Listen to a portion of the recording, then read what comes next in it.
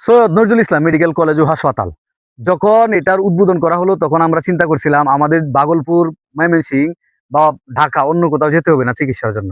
Doctor পাওয়া যায় না। চর্মরোগের একজন ডাক্তার দেখাইতে গেলে 700 টাকা ভিজিট দেওয়া লাগে। 700 টাকা ভিজিট দেওয়ার পরে যদি আমি আমার কাগজটা হাতে নেই, তখন ঔষধ কিনা টাকা আমার কাছে থাকে না। আচ্ছা, কিভাবে আমি 700 টাকা ভিজিট দিয়ে আমি ডাক্তার দেখাবো প্রাইভেটে?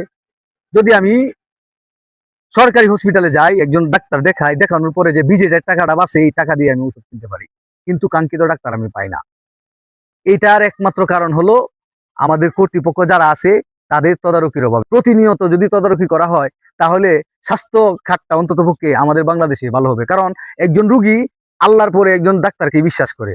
একজন লোক দুনিয়ার বিচারের জন্য যায় আদালতে, ওই আদালতে যদি সঠিক বিচারটা না পায়, একমাত্র আল্লাহ তাআলার কাছে তার বিচার দেওয়া ছাড়া আর কোনো গতি থাকে না। তাই আমরা চাই বাংলাদেশের প্রতিটা সেক্টর যেন সুন্দরভাবে পরিচালনা করা হয়, আমরা যেন প্রতারিত না হই। আমরা এই বাংলাদেশের মানুষ কাঙ্ক্ষিত লক্ষ্যে পৌঁছানোর জন্য আমাদের বিভিন্ন মন্ত্রণালয়কে দুর্নীতি মুক্ত করে আমাদেরকে একটি প্রকৃত অর্থে সুন্দর বাংলাদেশ উপহার দেওয়ার জন্য বর্তমানে যারা ক্ষমতায় আছে তাদের কাছে উদাত্ত আহ্বান জানাচ্ছি।